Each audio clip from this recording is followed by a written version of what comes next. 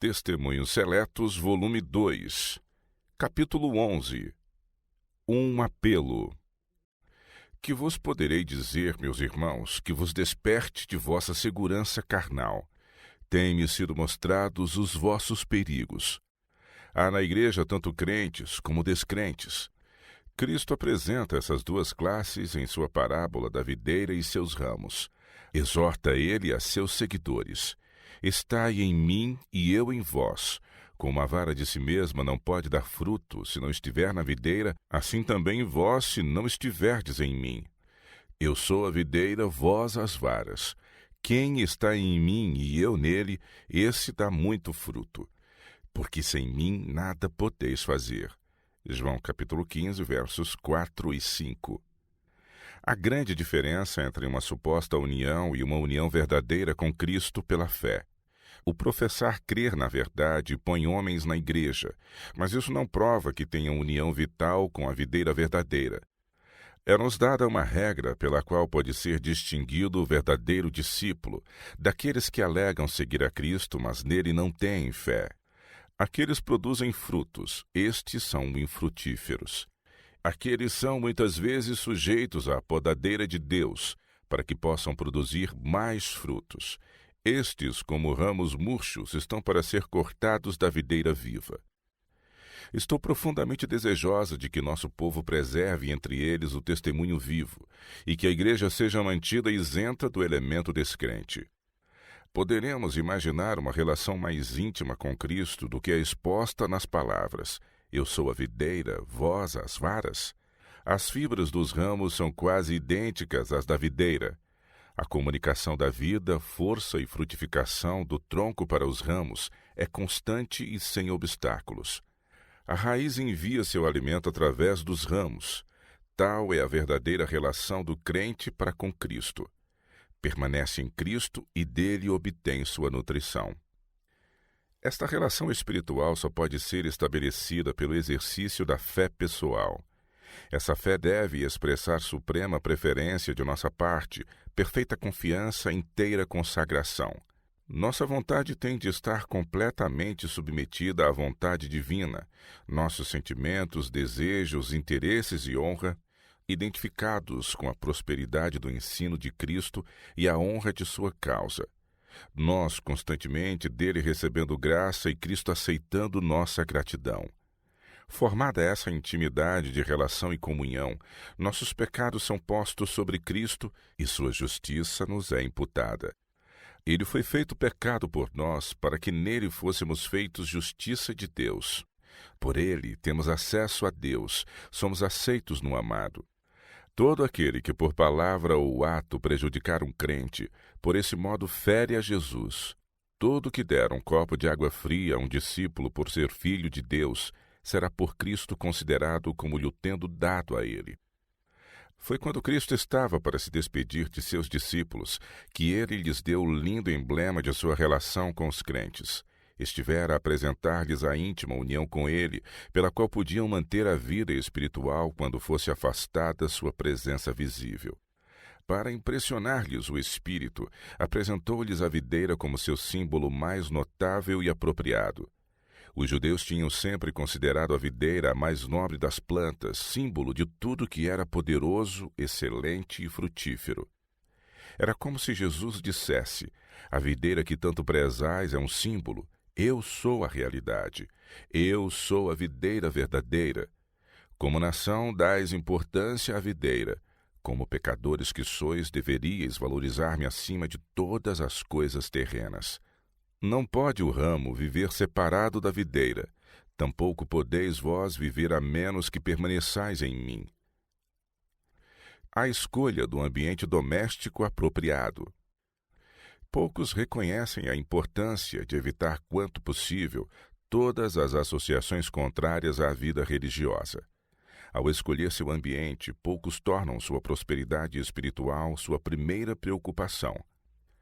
Os pais afluem com a família às cidades porque imaginam ser mais fácil obter aí subsistência do que no campo. Os filhos, nada tendo o que fazer quando não se acham na escola, recebem uma educação de rua. Adquirem das más companhias hábitos de vícios e desenfreamento. Os pais veem tudo isso, mas requer sacrifício corrigir-lhes os erros, e ficam onde estão até que Satanás toma inteiro domínio de seus filhos. É melhor sacrificar toda e qualquer consideração mundana do que pôr em risco as preciosas almas confiadas ao vosso cuidado. Elas serão assediadas pelas tentações e devem ser ensinadas a enfrentá-las, mas é vosso dever cortar qualquer influência, romper com todo o hábito, quebrar todo o laço que impedir que com a vossa família vos entregardes a Deus de maneira mais franca, positiva e sincera.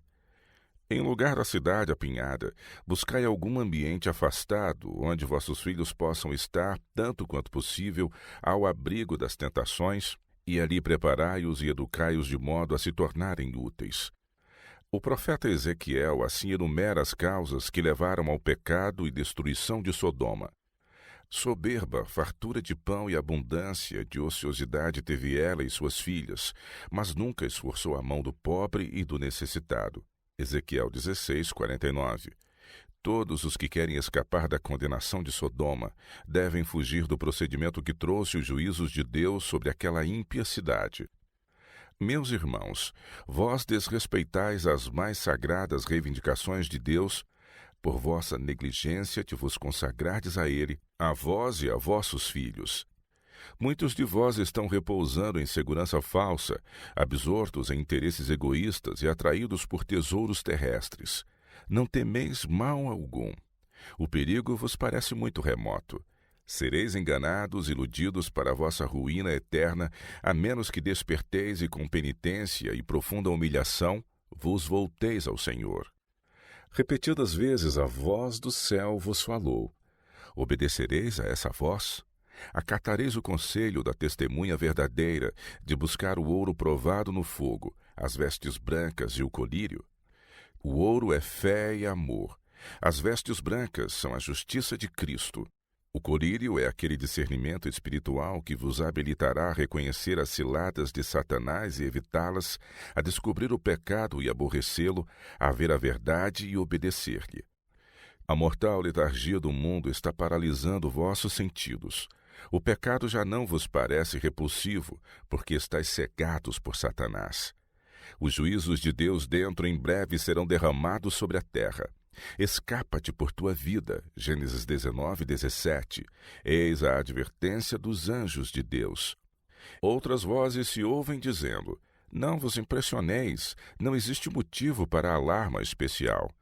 Os que em Sião se acham à vontade clamam: paz e segurança, enquanto o céu declara que está para vir sobre os transgressores rápida destruição. Os jovens, os frívolos, os amantes dos prazeres, consideram essas advertências como fábulas vãs, eles volvem costas com um gracejo. Os pais inclinam-se a pensar que seus filhos vão muito bem e todos continuam deixando o tempo.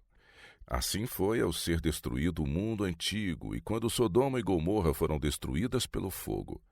Na véspera de sua destruição, as cidades da planície tumultuavam em prazeres. Ló foi ridicularizado por seus temores e advertências. Mas foram aqueles escarnecedores que pereceram nas chamas. Naquela mesma noite, a porta da misericórdia foi para sempre cerrada para os ímpios, descuidosos habitantes de Sodoma. É Deus quem segura nas mãos o destino das almas.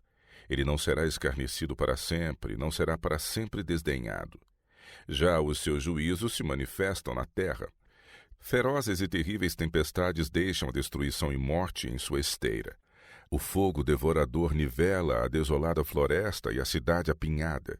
Tempestade e naufrágio aguardam os que viajam no mar. Acidentes e calamidades ameaçam a todos os que viajam em terra. Furacões, terremotos, espada e fome seguem em rápida sucessão. Contudo, o coração dos homens se acha endurecido. Não reconhecem a voz de advertência de Deus. Não fogem para o único refúgio da tempestade que se aproxima.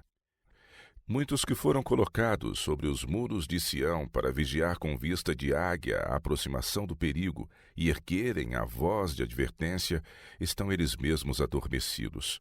Os mesmos que deveriam ser os mais ativos e vigilantes nesta hora de perigo, estão negligenciando seu dever e trazendo sobre si mesmos o sangue de almas.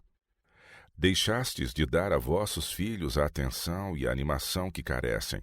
Não os ligastes a vosso coração pelas ternas cordas do amor. Vossa ocupação é grande sobrecarga para vosso tempo e energias, levando-vos a negligenciardes deveres domésticos. No entanto, vos tornastes tão habituados a esses encargos que dir-se-ia grande sacrifício depô-los. Todavia, se isso quisesseis fazer, seria em benefício de vosso interesse espiritual e para a felicidade e bem moral de vossos filhos. Bem vos faria pôr de lado vossos desconcertantes cuidados e buscardes um retiro no campo onde não haja tão forte influência para corromper a moral dos jovens. É claro que no campo não ficaríeis inteiramente livres dos aborrecimentos e complexos cuidados, mas evitaríeis ali muitos males e fecharíeis a porta ao dilúvio de tentações que ameaçam vencer vossos filhos. Eles carecem de ocupação e variedade. A monotonia de seu lar torna-os desassossegados e impertinentes, e contraíram o hábito de misturar-se com os viciosos rapazes da cidade, obtendo assim uma educação de rua.